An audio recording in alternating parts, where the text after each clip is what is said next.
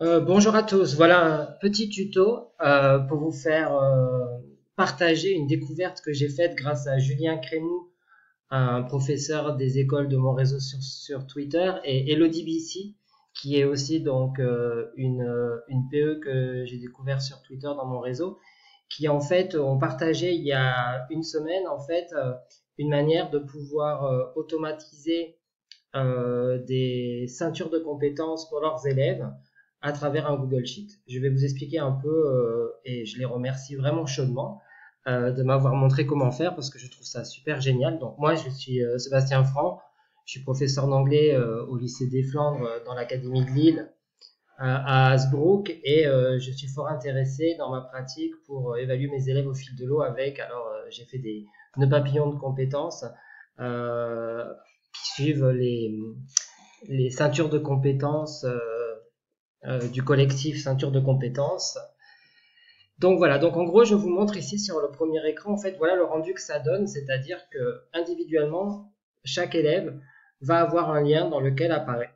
Donc dans les différentes activités langagières, les nœuds papillons de compétences, les niveaux qu'il a validés. Comment arriver à ce document-là? Et ben en fait, on part sur un Google Sheet. Donc, je vais vous montrer. Donc voilà, c'est un Google Sheet. Hop. Où je fais un premier onglet que j'ai appelé Listing, dans lequel je mets les noms des élèves, la classe, et puis je fais mes 5 colonnes d'activités langagières avec un menu déroulant que j'ai créé grâce à la partie validation de données ici, où je choisis liste d'éléments et je rentre donc tous les éléments que je veux avec des virgules. J'enregistre et ça me donne donc un menu déroulant que je peux changer et du coup, hop, je peux dire, tiens, cet élève, il a validé tel niveau. Donc, c'est les niveaux du CECRL. Hein. Donc, ça, c'est la première étape. Deuxième étape, je veux pouvoir avoir les images que je vous ai montrées. Je fais un deuxième onglet sur le Google Sheet que j'appelle recap-imb. OK. Donc, première colonne, je mets exactement pardon, les items de mon menu déroulant. Je rentre cette formule-là, recap-img, point d'exclamation, donc C2, parce que ça correspond donc à cette case-là. Et je mets l'image qui correspond ici.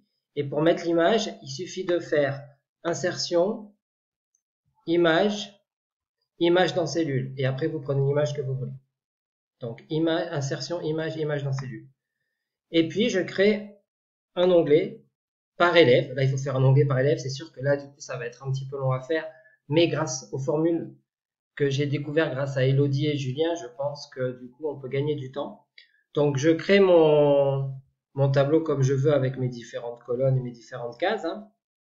Et donc, dans la première case ici, vous voyez, il y a cette formule égale import range, une parenthèse que vous voyez qui s'ouvre ici. La parenthèse, elle s'ouvre ici et elle se referme ici. Et en fait, le lien qui est là, jusque là, c'est en fait le lien du Google Sheet. Donc, il suffit de copier-coller l'adresse du Google Sheet à mettre là. Donc, après, il y a point virgule. Donc, toujours les guillemets. Listing, avec le point d'exclamation, c'est le nom du premier onglet. Ici, que j'ai appelé listing. Et A2, c'est quand je regarde le listing, la colonne A, la ligne 2. Et du coup, quand je mets dans cette formule-là, donc A2, donc c'est une formule que j'ai pas inventée, c'est une formule que j'ai récupérée grâce à Elodie. Hein. Du coup, il suffit de changer. Par exemple, si je change ici et que je mets à la place du 2 A3, hop, donc ça charge, ça charge, ça charge. Hop, hop, hop, hop, hop, hop. Donc je vais faire d'autres choses parce que ça prend un peu de temps, c'est vrai. Mais ça vaut le coup. Ça, c'est mon réseau, hein, on va dire. Donc, hop, je vais changer de page. Hop, ça charge, ça charge. Enfin, chargement de données, il faut attendre un peu. Hop, vous voyez, élève 2 est apparu. Et comme je veux élève 1, je vais faire, je remets le 2 ici. Ça charge, ça charge. Et donc, je vais voir apparaître élève 1.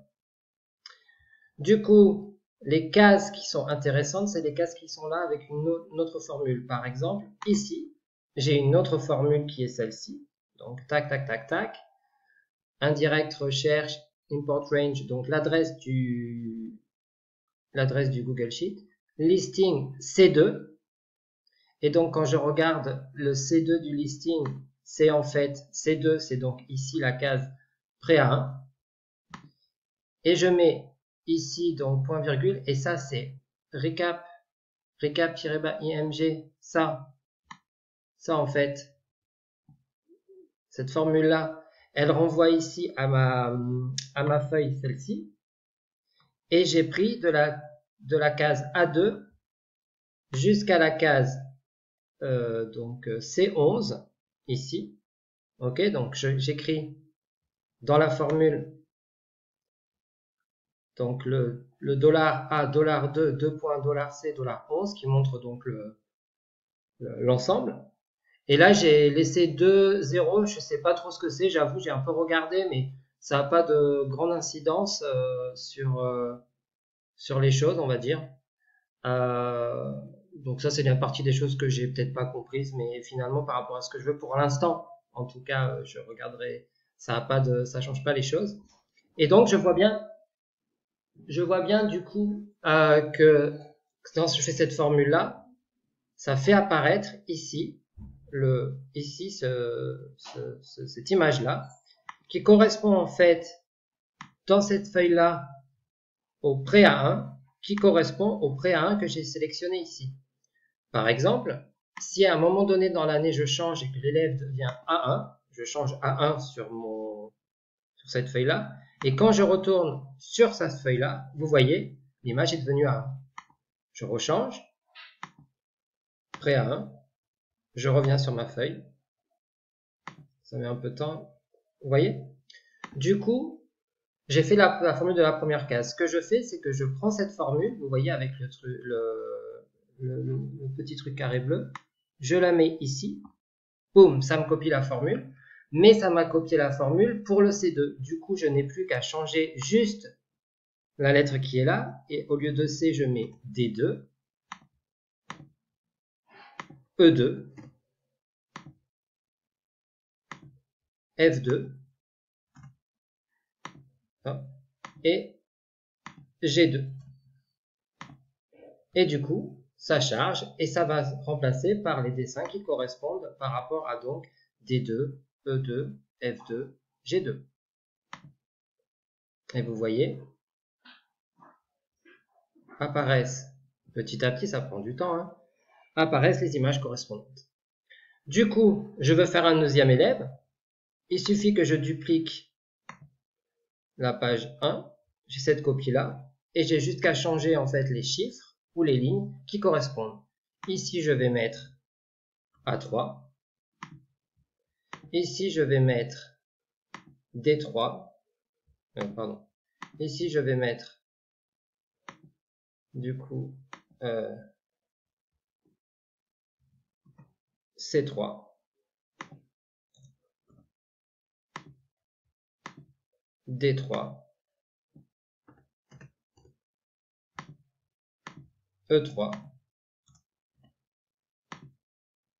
F3. Et G3.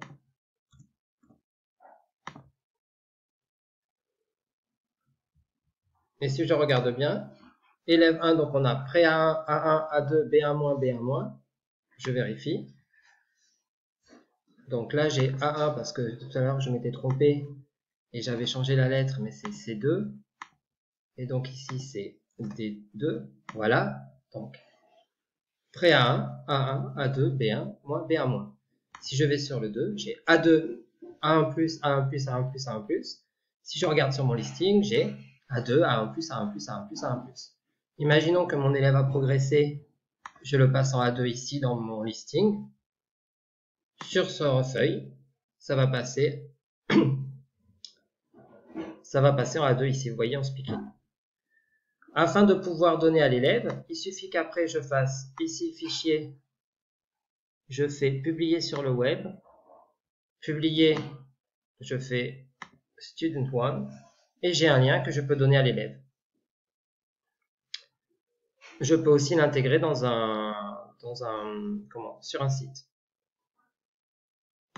Donc voilà un petit peu un tutoriel. J'ai essayé d'être un peu court parce qu'on sait que les tutoriels un peu longs, c'est pas forcément évident.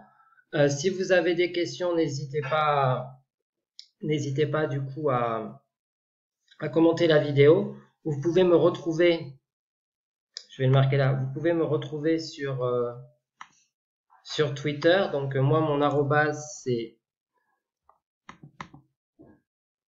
@sepfrank3459